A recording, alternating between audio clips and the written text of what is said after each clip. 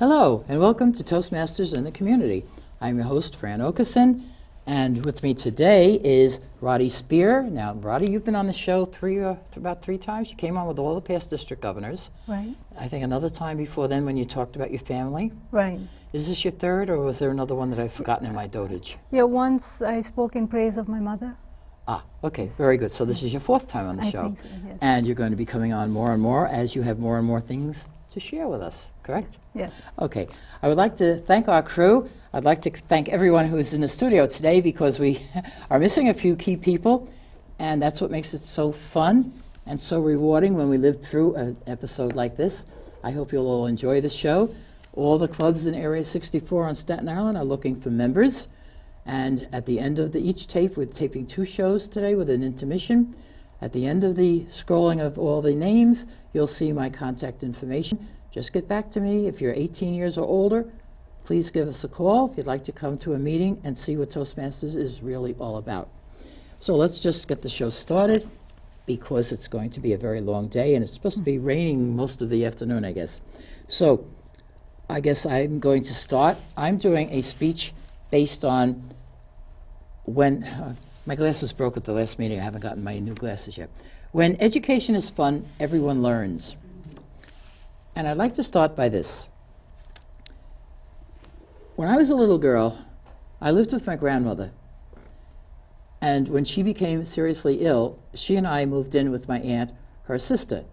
So I grew up in Flushing. My grandmother was a school principal. My aunt was a 6th grade teacher. I went to Catholic school, St. Mary's in Flushing. So every time there was a Catholic school holiday, I had to go to my aunt's school in Corona and sit there. Here I had a holiday, but nobody was home to take care of me, so I had to go to school on my Catholic school holidays. I have to tell you a little something. My grandmother and my aunt they went to college in the turn of the century. I'm almost there myself. However, my aunt was a firm believer in you have to learn things for yourself. Okay? So if I asked her how to spell a word, for example, she would tell me, see the little table in the corner? See that big book on the table? That's a dictionary. Go find the word for yourself. And I used to stand there and get frustrated and say, but Aunt Jo, how can I find out how to spell a word if I don't know how to spell it to start with? Well, keep sounding it out. Keep working it out. Well, I finally learned that the only way not to get on her bad side, she had a few bad sides, was to keep working it out. The dictionary was about this high. It was opened on this little corner table like a Bible would be. Every few months she would turn the page so one page wouldn't get so soiled from the air. Let's go to another place of learning, school. As I said, I grew up, I went to St. Mary's School in Flushing, and I guess I was about the 3rd grade, and sister, I don't remember her name, asked me to go to the hall, please, and tell her the time so she could set her watch. I didn't know how to tell time. Today, 1-year-olds are using cell phones and smartphones. I guess we were stupider then. Some of us never outgrew our stupidness. However, I stood in the hall looking at the hall clock, and I figured, I don't know how to tell time. So I came back, sister, I never learned how to tell time. Go out there until you figure it out. Small hand is the hours, the big hand is the minutes. Well, I stood out there for about 15 minutes. Finally, somebody came down the hall and said, what are you waiting for? I said, sister wants to know the time, but I don't know how to tell time. So whoever it was gave me the time, and I went back and said, see, I knew you'd learn how to do it. You just needed to be prodded a little bit. Well, education has been my forte all these years. One of my favorite books that I enjoy, you might think I enjoy this novel or that novelist, I love the dictionary. And I think about 2009, I really needed to get a dictionary with large print. So I sent away for this book, and the print is very, very large. And when I'm on hold, you know how you're calling somebody and they say, can you hold a minute? Well, minutes go into a couple of minutes. So I just pull my big dictionary up on my desk and I start browsing through the dictionary. That's how I get a lot of my speech ideas. And Paul, I see it, Paul. All right. So education can be fun, but we as adults have to let them know where the fun is. You don't penalize a child for not knowing something. You show them the way. Once they learn what to do, I'm learning every day. Aren't you learning new things every day, Roddy? Yes. And you have, what, 2 daughters? Yes. And how old are they? 19 and 22. Oh, you have 2 young ladies at home. Okay, say hello to them. I remember when they were little things. Yeah. Okay, so anyway, education is fun. You have to make it fun, and then everybody will learn. And that's just my pitch for today. And I hate it when they go from camera to camera. But anyway, they're fun. All right, moving on. Our next speaker is Lucy Kahn. I don't see you up at the lectern, Lucy Kahn. Okay, here she comes. All right, Lucy, you're going to be doing today speech number 2 from the Special Occasions Advanced Manual, Speaking in Praise. Be kind, Lucy. You have 6 minutes on the clock. Your evaluator is Joan Maurizio, and your title is My Shining Star. Let's all welcome Lucy Kahn. Good morning, Madam Toastmaster, fellow Toastmaster, viewing audience, and guests. Over the years, we met people who helped us who we are today. They are our parents, our friends, our co-workers, our teachers, advisors, and mentors. I call them my shining stars. Today, I want to recognize one of my shining stars. She is so well known, and people are amazed of all her accomplishments. She had achieved so many awards, and she's very kind and ready to help everyone. She inspired everyone she met. She was the District 46 Governor 2001-2002 during 9/11, and she had 18 DTMs, which is Distinguished Toastmasters. She mentored me and encouraged me to become a Distinguished Toastmaster myself. She was very good in advising people, and she is now a youth leadership coordinator, a speech club coordinator, and so I listened to her advice, and I got my first DTM after 16 years.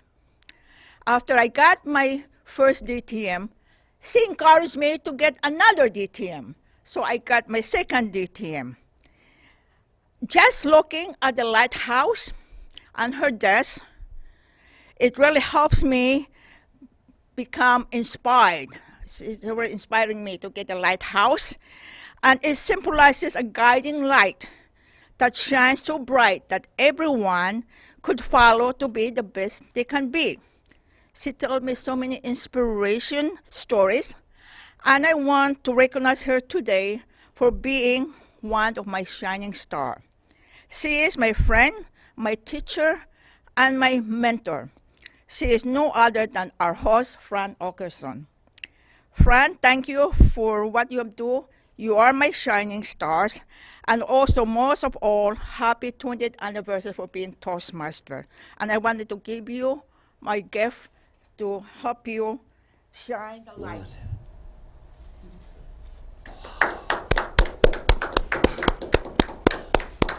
Thank you, Fran. Would you unwrap it for me, please? Oh.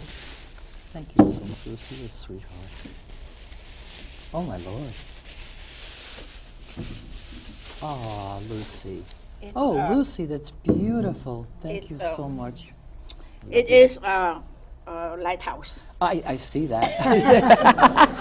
Thank you, Fran. Thank you so much. You'll see it again every month. I said I was traveling light today. This is made of lead bottom. It's very heavy. At least, it's beautiful. Thank you, Lucy. That's gorgeous. Yes, beautiful. Wow. Hey, feel this.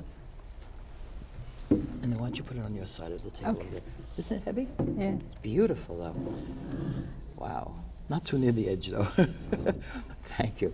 Hello, Sue. Hello. I am very self-conscious right now, so I'm... okay, yes, your speech has nothing to do with me at all. I'm sure it will be very, very nice. All right, our next... Okay, now you have letters before your name. District 83 PRM Public Relations Manager, Sue Brooks. In the beginning of the year, when she got that title, I put her down as a PD director, PQB. whatever, and she wrote right back, I'm an M, I'm a manager, I'm not a director. So Sue Brooks, Distinguished Toastmaster, you're doing speech number 8, vocal variety. Oh, speech number 8 is the prop speech, correct? I made a mistake. You didn't pick up on that. You picked up on the misspelling of a word, but you didn't pick up on this. All right, number 8. All right, and Paul Paradise, our number 1 camera person, is your evaluator, and your title is Improv on the Fly, Be Prepared as a Toastmaster. Let's all welcome Sue Brooks. Hello, fellow Toastmasters, Madam Toastmaster, viewers in the audience here and at home. We've all heard the Boy Scout expression, be prepared. But how about you, being prepared as a Toastmaster? I'm going to share a few tips with you today on how you could be prepared as a Toastmaster by improvising on the fly.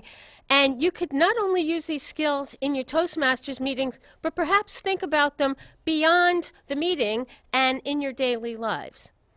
Suppose you arrive at a Toastmasters meeting and one of the main speakers can't speak or drops out. What do? I always keep a small notebook with a few ideas. I have little sticky tags at the top of each page with various speech ideas. And I'm always thinking and planning, perhaps this would make a good speech. And then I think, well, in case somebody drops out, I should always have a speech prepared. In fact, it happened at a recent Toastmasters meeting, and I was prepared. I tend to bring my Competent Communicator Manual with me, and I always have 1 or more speeches ready to go. So this way, if someone drops out, I can help fill in a gap. Something else you might want to do is think about some of the other roles in the meeting. You might think about carrying your Competent Leadership Manual. You may have a few more speeches. You may have a few more projects you want to share with the group. And if somebody maybe needs a timer or an evaluator, perhaps if you haven't completed the project yet, you could get credit for that. So that's another technique I use. I try to carry a few of the speech manuals and some of the leadership manuals with me. And if I'm not working in one, perhaps I'm working in another. I know it sounds like there's a lot going on, but it keeps me focused and it helps keep the meeting roles well filled. I've met many people who say, do you have any timing cards? And what I like to do is carry some green, yellow, and red folders. This will help if you need timing cards, if the timing flags aren't there in your meeting room, or if somebody needs to be a timer on the fly. I don't always carry a stopwatch, but I'm almost always prepared with a cell phone, and that usually suffices quite well. I know Fran keeps a sheet of paper by her desk with several, I don't want to say 595, but different topics that somebody can use for table topics on the fly. She'll open up the notebook, point to a word, and then the person will have to speak on that topic. I've even seen some people carry small card decks with various table topics questions, and this way, if the table topics master isn't prepared, you can always step in with your great ideas. So there are many opportunities for people to be a speaker and be a leader on the fly in a Toastmasters environment. And if you carry around your bag of tricks with the timing cards, your cell phone in your pocket or your purse, various speech manuals, table topics cards, you could help make the meeting more fun and fill those roles. I even saw one man bring a small American flag in his backpack, and we were relocated to another room. And we said, okay, well, it's time to pledge to the flag. So Mike said, wait a minute, I've got a flag in my pocket. He whipped it out, and we were prepared. I've also seen other people come up with all kinds of things in their bags and their briefcases and their pocketbooks to help make the meeting successful. And you could do this in your life as well by having the tools that you need, whether it's pens or manuals or extra copies of contest forms. That will help make your meetings and your contests successful. And it'll help you fill the roles that you're trying to achieve in your leadership and speaking manuals.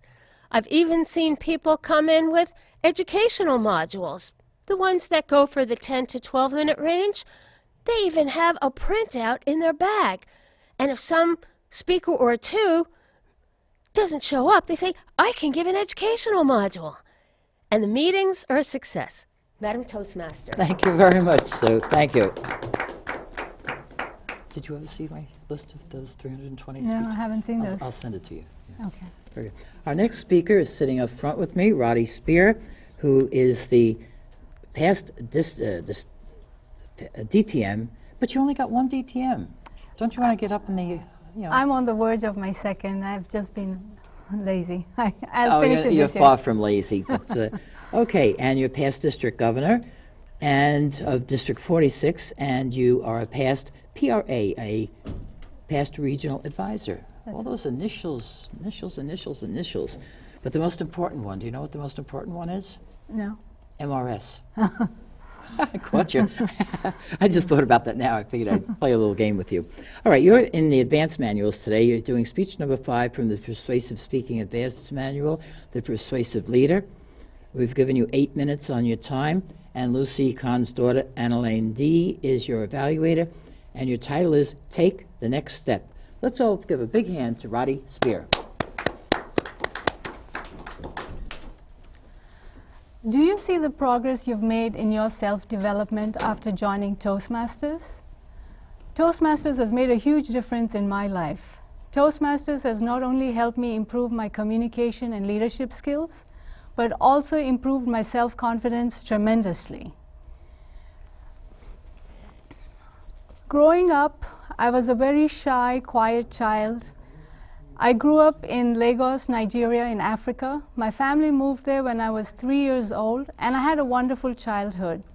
In elementary school, I was a very timid, soft-spoken child, and my class teacher, Mr. Kasumo, was this big, tall African man with this deep voice, and he would say to me, "Speak up. What if you're the president of your country tomorrow? You can't whisper. Speak up." And that would scare me even more. When I was 11, my family moved back to India, and the transition was very hard. The kids made fun of my accent and my clothes, so my parents put me in Catholic school, and that helped a bit because I had to wear a uniform. But I had to learn an Indian language, I had to learn Indian history, and they hadn't explained to me the nuances of the Indian culture. So I'm sitting in class, and I wasn't quite following the lesson, and I was daydreaming, and the teacher picked on me. So I stood up, and I looked at the teacher straight in the eye. Well, that's a no-no. You're not supposed to look at the teacher in the eye. You're supposed to look down. And when the teacher's scolding you, you're not supposed to say anything in your self-defense. You're supposed to be quiet as a sign of respect. Well, I survived high school, and I graduated from college, and I came to America. In America, I got my master's in electrical engineering, and I got a job. I figured since I was the newest person in the group and I didn't know much, I'd be quiet, as everyone else must know more than me. So in the meetings, I wouldn't say much. But a few meetings later, my boss called me aside, and he said, "Do you understand what's happening? Do you follow what we're saying?" And I was so taken aback because I was keeping quiet, thinking I'm showing respect. And I realized people from all over the world have different perspectives. And I'm so thrilled that we have an organization like Toastmasters International that empowers people from all over the world to improve our communication skills. A few years after the incident, I joined Toastmasters, and it has helped me a lot. It has been said that we are a group of people brought together to do things we could not accomplish alone. Now, Toastmasters help each other. We support and encourage one another, and when we work together, we succeed. You know, the district could not be distinguished if all the clubs and the members didn't do their part. Your club president could not make the club distinguished without the members helping out, and you couldn't improve your communication skills without the club giving you a mutually supportive and nurturing environment. And good leaders need to have good communication skills. So I urge you to take the next step and take up leadership positions. These are very uncertain times in our world, and we need clear communication and leadership. My vision is for everyone to benefit from Toastmasters. Wouldn't it be great if all of us could communicate clearly with one another? We would have less confusion and we would understand each other better. And all of us can improve our communication and leadership skills through Toastmasters. So take the next step. In your club, do you volunteer to be the Toastmaster or the evaluator or general evaluator? Have you been a club officer? Volunteer to be an area director or run for a division director. Now you might say, why should I be an area director or division director?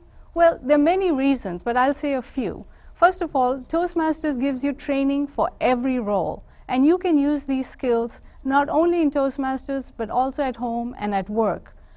Not only are you learning more skills, but you're helping others. And so it's a win-win situation, and Toastmasters is where leaders are made. Now, there are even higher leadership positions you could take. You could be a club growth director, and you learn how to charter a club, run a demonstration meeting, recruit members to be sponsors and mentors. Or you could be a program quality director and run a conference or set up the training sessions for our district. And if you don't have so much time, think about the conference. There's so many committees, and they need help. And for example, there's the education committee that finds speakers to speak at the district conference. There's a committee that takes care of the audiovisual equipment. There's the first timers committee, the parade of banners committee. They need people who do graphics design, who do marketing. So there's so many opportunities for you to improve your skills. So take the next step. You know, in Toastmasters, leaders develop leaders. I would not be here today if Fran Okeson or Tony Figueroa had not encouraged me. If I look back at my life, you know, I've been a Toastmaster for 16 years. If I think of that child in Africa who was so timid and couldn't speak up, or my encounters with those nuns in school, or my first boss telling me, do I follow what's going on? And now in Toastmasters, I've held all the club officer positions. I have held district leader positions. Toastmasters gave me a presidential citation. I have been on a leadership panel at the International Convention. I was on the very first International Leadership Committee, and recently I was region advisor. I could have not done this without Toastmasters. It has helped me a lot. And as Dr. Ralph Smedley said, ours is the only organization I know dedicated to the individual. We work together to bring out the best in each of us, and then we apply these skills to help others. I want to be a part of this organization and give back to the people as I've gained so much. I'm going to take the next step and run for International Director for Region 9. Will you take the next step in your Toastmasters journey? Thank you. Big announcement today. Big announcement. I saw the red light and I said, when is she going to get to that big announcement? Roddy, congratulations on your choice, and you'll be fantastic. And that'll be the start of the next rung of the ladder for you, I'm sure. Thank you. Right. Let's another big hand for our, hopefully our next international director from our region. Come on, folks. You have two hands. This is what you do for them. Thank you. I remember when you asked me what you should do the following year, and I said, well, there's three things. You could do nothing. Right. You could be a division governor again, or you can move up to marketing. Right. And you said, can I let you know? I said, you know, you asked me what you should do, and I gave you three choices. So then after the holidays, you called, you said I had to sit down with my husband and my children. Right. They told me to go for it because it was a 4-year commitment. Right. And I'm so proud of the track that you've taken. You're great. By the way, I didn't know, I forgot that you were born in Lagos, because we have a new member of this club. I went there when I was 3. I wasn't born there. But I grew up there. Okay. Yes. But you know, our newest member, who I just filed in July, was Ambassador Vincent Okobi from Lagos, Nigeria, Oh, wow. who I met when he came to the convention in 2005 and asked Dilip, I want to start the first club in Nigeria, and nobody will talk to me. He said, no, because they're all busy. Right. And I said, wait a minute, new club in Nigeria? And I was sitting at Dilip's table, the new president. And he said, Fran, but you're here. No, there's a club to be joined. I'll talk to you later. We went out. We spent the whole banquet time in the lobby. And that December 9th, after the convention, we had the Eagle Toastmasters in Nigeria. Wow. And Vincent calls me, and he always says, why don't you, the voice from those Nigerians, why don't you call me? I said, because you have deep pockets. I don't, so you want to, but I love your voice. I said, well, then call me whenever you want to. And when he's in the States, he does. But he has a CC, and he said the Eagles don't seem to know how to file it or anything. He said, I should really join one of your clubs, and then you could file it. I said, which one do you want? He said, tell me which one. I said, come here, and when you come to America, come on the show. So we taped the segment, Roddy, Spear, and Dillip. Did you know that they were taping him? Yeah. They taped the Ambassador Dillip, was the interviewer, and Roddy did all the photography work. Okay. And it's going to be spliced into our show here, coming up pretty soon. But anyway, okay, moving right along, we're going to evaluations. My speech was evaluated by Ken Raftery, and let's all welcome Ken Raftery, Distinguished Toastmaster. Thank you, Fran, fellow Toastmasters and viewers. I can only assume that Fran asked me to be her evaluator because when she thinks of the word education, she thinks of me. I'm now in my 22nd year of teaching in a New York City school, so time flies. But first of all, I really enjoyed Fran's title, When Education is Fun, Everyone Learns. And it is true, it is fun. And it doesn't even necessarily have to be limited to a school. Maybe you're learning an instrument. You might be 70 years old learning an instrument. You're still educating yourself, so it doesn't have to take place in a schoolhouse. But I do have to say, is it just me, or when Fran speaks about being in school, I have this visual of like the Little House on the Prairie schoolhouse, from the 1800s. No, I assume there were no smart boards back then, right? But it's interesting that both of our front desk people spoke about their Catholic education and they had their nuns educating them. So I found that interesting. And I liked how your teachers, or even you spoke about your aunts, if you asked a question, it wasn't just them giving you the answer. Like they asked you to pursue some research on your own, which is a very good tool. It seems like the latest buzzword in education nowadays is, are the students engaged? Well, engagement can happen in a lot of ways. Maybe the student just finds the topic interesting. You want them to be involved in the lesson. There's cooperative learning. You experienced that when you spoke about someone helping you with telling time. And I had a flashback myself. I remember in 4th grade, my teacher asked me what time it was. I didn't know how to tell the time either because our 3rd grade teacher never showed us. But again, nowadays it's a lot easier, as she said, due to the phones. Now, as far as a suggestion for improvement, you spoke about your love of the dictionary. I like how you kind of related it to the Bible. Maybe you could have had a dictionary with you. You could have picked out a random word and then maybe given your perspective on that word, since the dictionary was a major part of your speech. But overall, I really enjoyed what you had to say. And I always think of a Toastmasters meeting as something educational and fun as well. Madam Toastmaster. Calculus teacher at Brooklyn Tech. We didn't have calculus in the little schoolhouse that I went to when I was a child. Okay, and I had the dictionary planned to come, but it was so big and it was raining, and I figured I didn't want to spoil my dictionary by bringing it out in bad weather. Oh, okay. But very nice evaluation, Ken. Thank you very much, Ken. Appreciate it. Now, Joan Maurizio is evaluating Lucy Kahn's speech. And there you go, Joan. Thank you. I agree with everything he said. Oh, good Lord. Everybody's so agreeable today, but okay. Only words of praise for you, Fran. Here's another one, speaking in praise, from Lucy. And Lucy did a very good job. They want to know how well did the speech suit the occasion. And I said she honored Fran on your anniversary of all times, so I thought that was very fitting. And your many years of service to the community in this one group. This is not the only group Fran knows about. She's helped so many outside of Toastmasters, but that's another whole book she'll write. The first book will be about Toastmasters alone. Which parts were most effective? I liked all of them, but especially the presentation of your special lighthouse. It was beautiful. Look at that lighthouse, folks. It's beautiful. And then in the third one, they wanted to know about, did the speaker identify and illustrate the individual qualities and so on, everything that you've done? Yes, of course, she did. She did it in such a short time. But then again, when we look at you and how Fran has served her community, she's done it in such a great way and so much in so little time.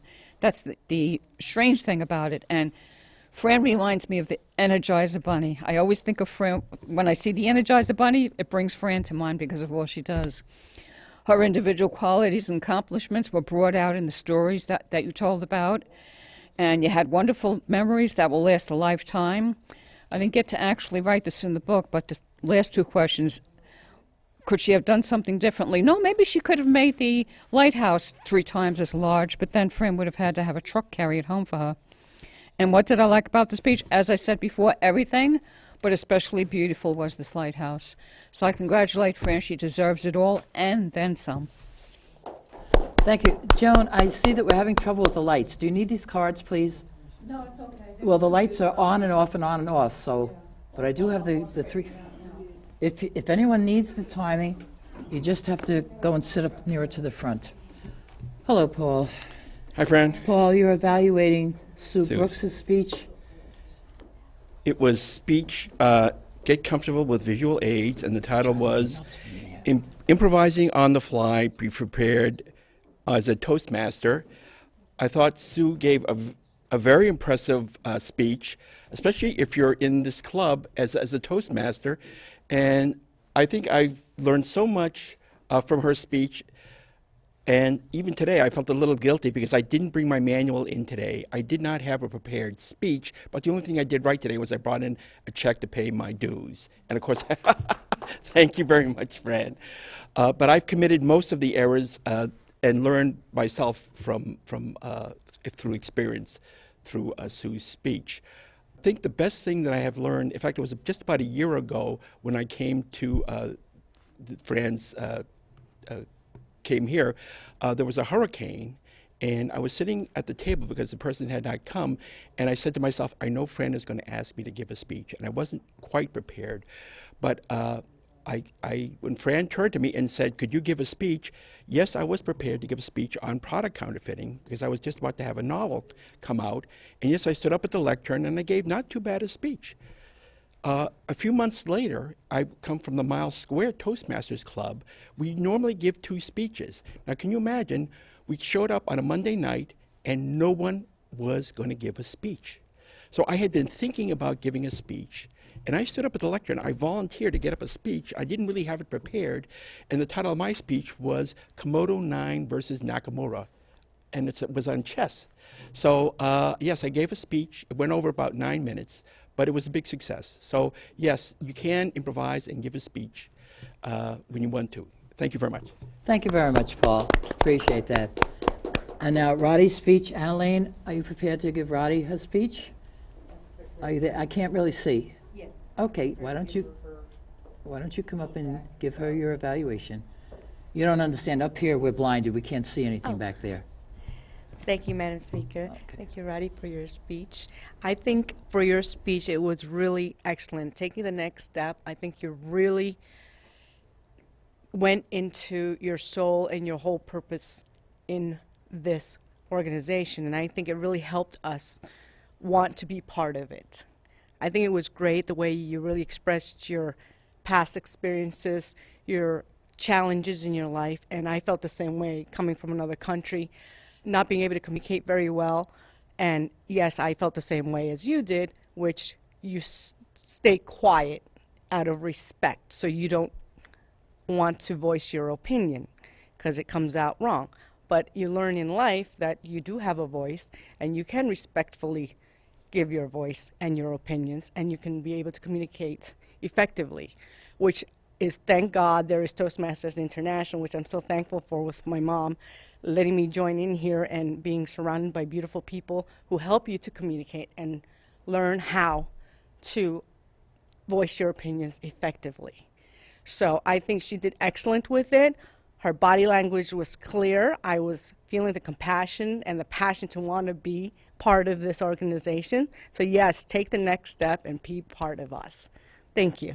Thank you very much, Annalene. Thank you. All right, now we come to the fun part of the meeting, the table topic section. And we'll start off with Paul Scharf. He can't be scolding me if he's up at the lectern. Okay, Paul. Now, I have to just preface this very briefly. In my computer is probably everything I've done since I was a Toastmaster. Back in 2000, one of the youth leaderships that I handled, we had 30 young high school students, and I made up a double sheet paper, which I just found on my computer about a week ago, and I am giving you questions that were given to these teenagers. So, Paul, your question is? Wait a minute, before you give me the question, do I have to answer it as a teenager or as an adult? That's a ahead. very good question, Paul. Thank you. But since I had to modify one or two of them, Oh. we will, I'm as in- written. I'm as in written. trouble now. You're not in trouble. Paul, what would you do if you knew tomorrow's headlines today? Paul Scharf. This is 1 minute on the clock, please. 1 minute. If I knew tomorrow's headlines today, I wouldn't have to buy the newspaper because I would already know what it said.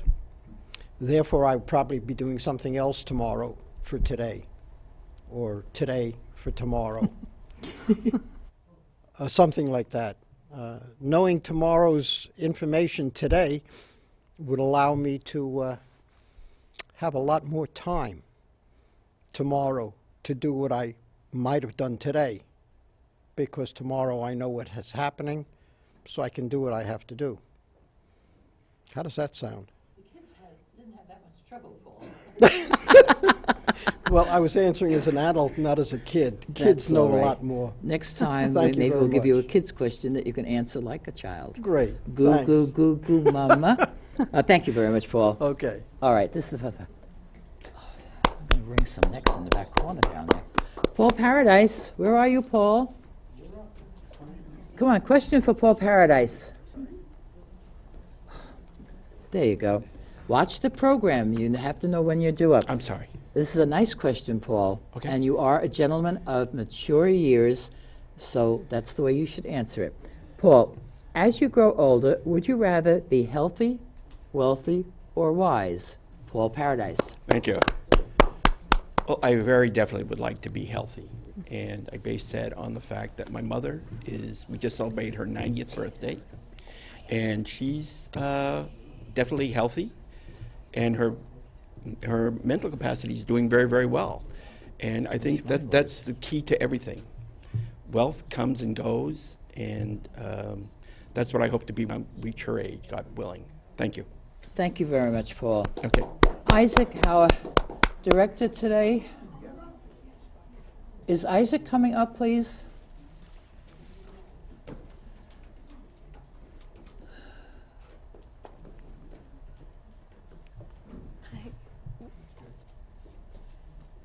I have Isaac down as the next table. What? Please, Leah. Oh, I'm sorry. Oh, I moved. I'm sorry. Okay. Oh, nice to meet you, Leah. Nice to meet you. Yeah, that's what the confusion was. All right. Yeah, I didn't correct my book. All right, Leah. Yes. Let's. Just a question. What? Yeah, I moved him to. Yeah, see, I can only take one person out of the control room at a time, and I forgot to go back. All right, Leah, I have a nice question for you. You don't have to act like you're a little baby, okay? Like Paul likes to have fun, and we love him for that. But I like this question. Leah Salnavi, am I pronouncing your name right? Salnavi, it's very different. All right, what do you want your fellow classmates to remember about you at your 25th class reunion? Leah Salnavi. And just watch your camera over there.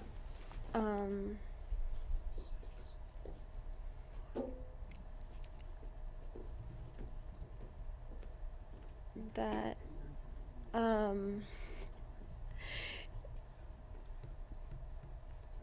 Well, like that if you were cut up in school, would you like them then to see how you've matured by the 25th oh anniversary? yeah, definitely. Yeah. That I'm doing well for myself and that I'm more outgoing than I used to be, so people could approach me and, you know, I could show them who I grew up to be. Well, what do you plan on doing? This is the first time I'm meeting you, so you're Lucy's granddaughter. Yeah. So what do you, how old are you? 18. Okay, so are you in college or are you working? Yes, I'm in college. Why don't you tell us where you go and what you're studying to be? I'm going to Bergen Community College right now. I eventually want to go into business because I've been working at business for a year now, and I'm liking it. I want to learn more about money management and that stuff. Good. So someday you'll be wealthy and wise. Yes. Thank you very much, Leah. Thank you. Thank you very much. Lucy Kahn. Now, Isaac, oh, you're the next one. Okay, I'm going over here.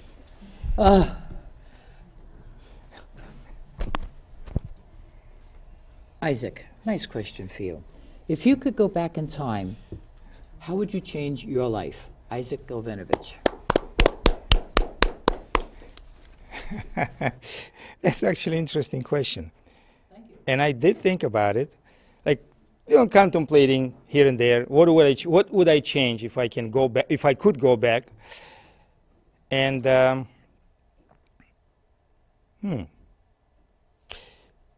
first of all, I wouldn't listen always to my parents. Sometimes I would do what I wanted to do, because when I was a teenager and I just graduated from high school, I wanted to be an actor. Okay, my father said, over my dead body, you're not going to be an actor, you're going to be an engineer. And I actually had it as a speech.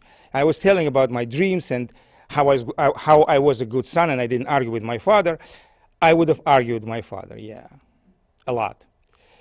Then I would probably come to the United States much earlier than I did. Because when I came to the United States, I was an adult. I was after college, I was 23 years old. I would have probably come here like when I was probably a teenager. So I wouldn't have problems with English, with accents, with people making fun of me.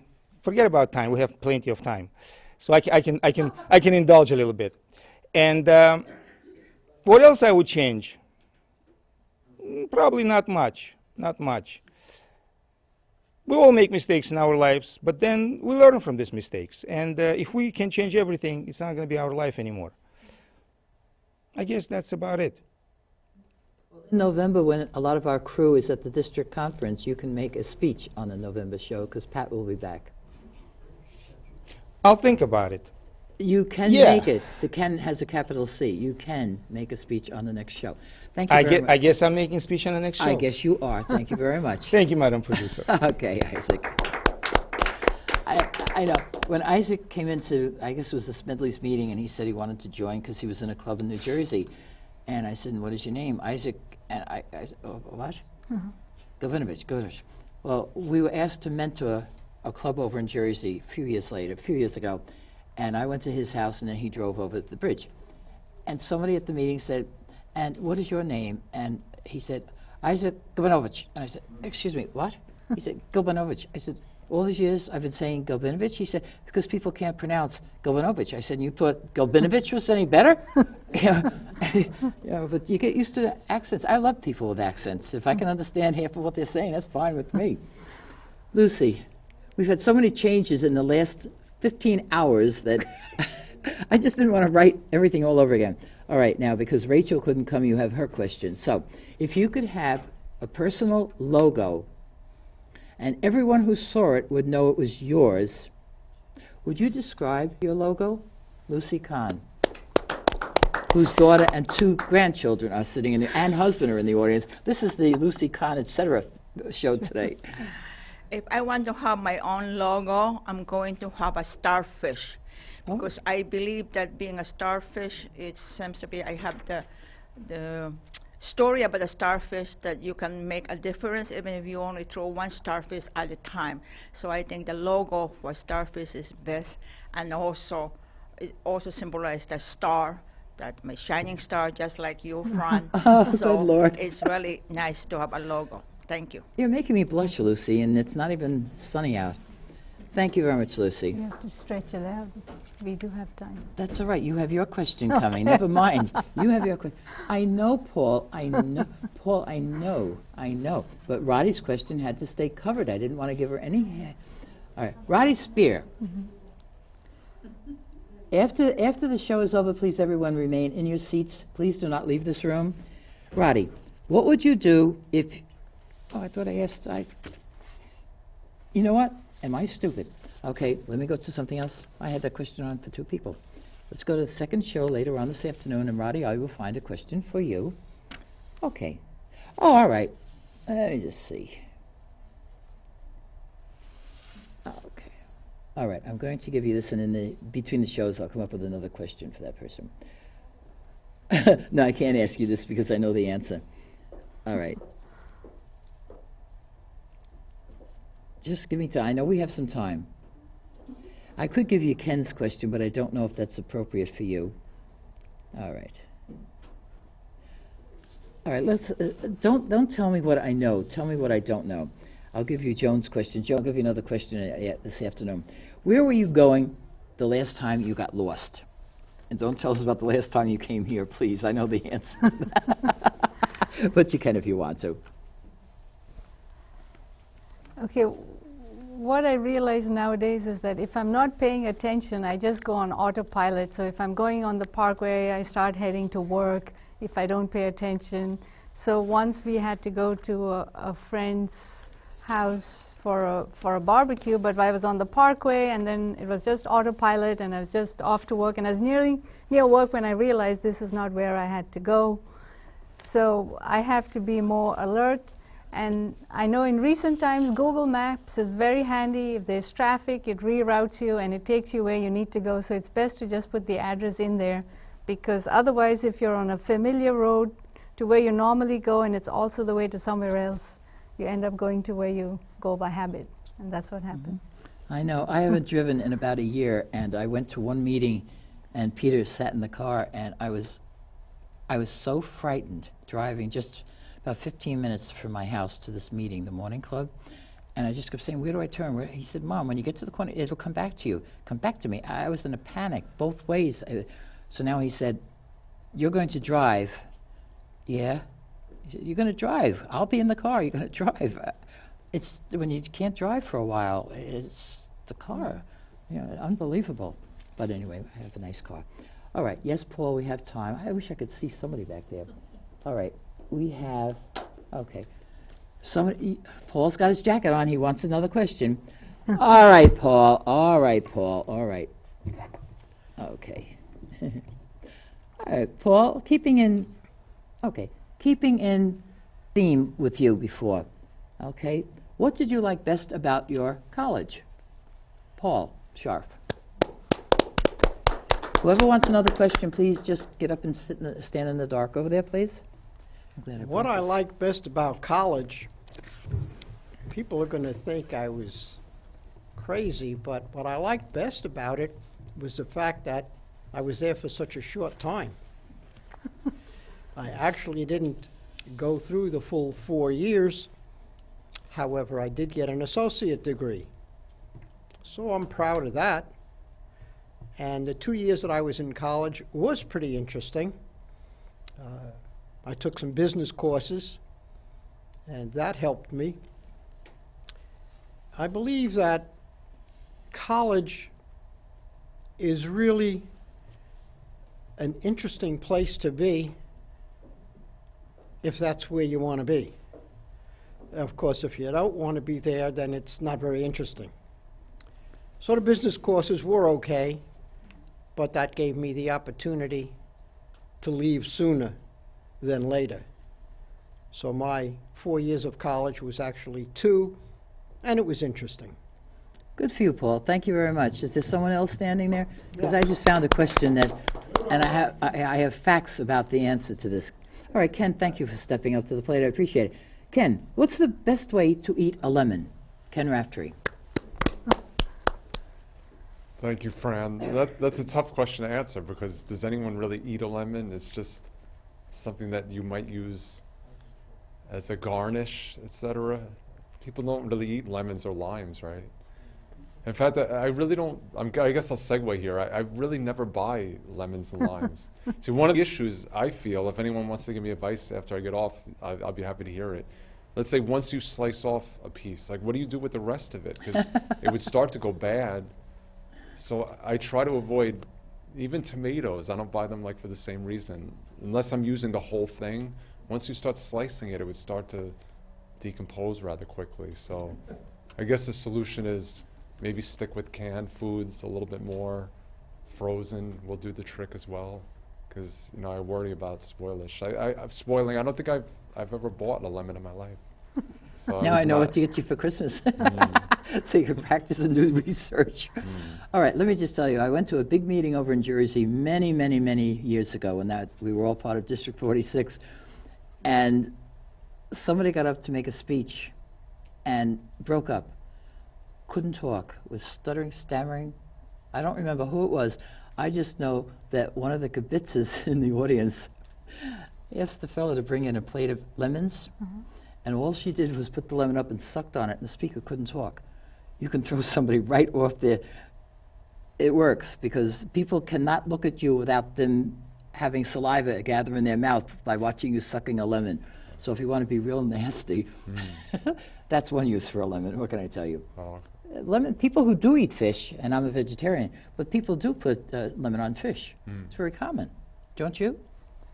I'm a vegetarian. I don't eat fish. Oh, good. I don't eat anything that has eyes or had a mommy. Can't deal with that. Thank you very much, Ken. You're a good sport. I appreciate it. Roddy, what do you see? Oh, 6 still time. minutes. All right, is there someone else? Okay, who have we got? I'm going to try. Angela, I can't believe it. Ladies and gentlemen of our home audience, this young lady got in touch with me about a week ago, said she wanted to join a Toastmasters club because she was anxious about speaking, but she didn't want to talk. And it's And she very came- unexpected because I'm not dressed appropriately, so excuse You me. can wear an evening gown next month. However, she came to our Area 64 contest this past Tuesday, and she said, "When's the next meeting?" And I said, "Well, Richmond County is on the 5th of October. Oh, but we're filming 2 meetings on Saturday. Would you like to come? Only to observe. I don't want to go on camera at all." Now I have to give you a button. I'll give you my button if I can find another one that says I appeared on. Where is it? Oh, it's up here. I'm going to give you my button between the 2 meetings. I'm going to have to get a lapel so I can wear them well. They're good. But this is yours. It's up here. You can get it after Thank the you. show. And it says, "I appeared on Toastmasters in the community." Now you're all set for Richmond County on Wednesday doing your first speech no. at a club. You'll be fine. You'll be fine. Angela, let's find a nice question. All right. I think you can answer this one. And if you can't, you can segue like Ken did. Okay? All right. What are your 3 favorite smells or scents, and tell why you have chosen them? Angela, don't tell me. Scopoletti, correct? That's fine. I've been practicing. Is that the proper way? Yeah. You have a lot of vowels in there, so It works for me. it works. Okay. Thank you. Let's all welcome a newest member of the Staten Island Morning Club, Angela Scopoletti. The first one, I guess, would be lavender because it's calming, has a calming effect. And I also love the color purple, the lavender color. The next one, I guess, would be jasmine. It's a bit more, how should I say, more of a robust scent and keeps the bugs away. And the third one, is the perfume I wear. And I'm not even quite sure of its name. I just purchased it recently. But I love the scent, and it makes me feel pretty. Those would be the 3 that I enjoy. Thank you. You did very well. Thank you Thank kindly. you very much. All right. We're running low on time, so Roddy, I know we have a couple of minutes just to chit-chat for a minute, so you can chit and I'll chat, or we can do reverse. How'd you like being on the show today? Very nice. Thank you. Yeah, Thank a lot you. of changes in the background, but everybody stay in the studio when the show is over, please. So, and then you'll be coming back in a few more months, hopefully? Yes. Thank Okay. Yeah, you're always welcome. We want to know moment by moment by moment. But I'll tell you, I will have to get in touch with California about my pin. That's it over there, right? Right. That's the Yeah, I one. know. We shared it the last time you were on, but I want Right. my own. So, okay, very good. So what advice do you have for somebody like Angela, brand new, came to the contest, sat through the contest, applauded with the speakers. Then we had a double meeting of business leaders and Smedleys that night because we can't meet at our regular meeting place. And here she is today on television. Oh, I'm very impressed. She's on the right track. I wish I'd heard about Toastmasters much sooner than when I did. And I'm so happy to see her. I can tell you, you will see the difference in your self-improvement. It is tangible. I really believe in this program. I think you're on the right path. I'm very happy and excited for you. This is wonderful what she did. Well, to I was come telling up. her, we had a contestant at the area contest the other night, Her first name is Joyce. She got in touch with me in May or June of last year, said she wanted to come to Toastmasters. And I said, well, come for a couple of meetings, and then we'll sign you up in the new year, starting in July. And she came, and she wouldn't open her mouth. She would just talk like this. And Mary Batchelor, in whose home we meet, was encouraging. We were all encouraging. Then she said, can I come to another meeting? Because business leaders and Smedley's only meet once a month. So we said, you should come to Smedley's. And I told her, quite frankly, you have to open your mouth so people can understand and hear you. But she's a very soft-spoken woman. You should hear her now. She just signed papers to join Smedley's as her second club, and I will be filing both of their applications on, well, tomorrow, because between the contest on Tuesday and the shows today, I just put those two applications aside. But there is a growth, and we can see it in Joyce, and I know we're going to see it. Angela swore she would not go anywhere near the microphone today. So I think that's really wonderful. So Roddy, I know Paul is going to be doing an Irish jig. It's too bad he's not Irish. I'm half Irish, but he does a nice jig anyway. Is there a Jewish dance? Isn't there a Jewish dance where they all, like in Fiddler on the Roof? I'm sure Paul could do that. Can't you, Paul? What? Oh, he's got the earphones on now, so he can't hear what I'm saying. All right, would you like to jump around and tell us that we're almost out of time? You only got 58 seconds. Good, just enough time for me to tell everybody, please watch our shows. In fact, today is Saturday. We are every Saturday at 7 o'clock on Channel 34 on Staten Island. You can see our show. The show that's showing tonight is the second part of our 9/11 tribute that we started our last show in September. This show will start in 2 weeks. This show runs for 2 Saturdays. We're actually on about 6 or 8 times during the month. I tune in after the news at night. I catch us at 3 o'clock in the morning. I catch it all different times, different parts of the show when I figure, oh, let me see what's on 34. And sometimes we're there, and sometimes one of the other people who has a nice show I watch. So we're almost out of time. I wish everybody a dry week. We're going to be having a terrible week this week. It's supposed to be raining almost the whole week. And, well, flowers have to grow even though it's the end of the summer. So, Roddy, congratulations on announcing that you're running for the role of international director from our region. I think that's great. Thank you. Nice. All right. As soon as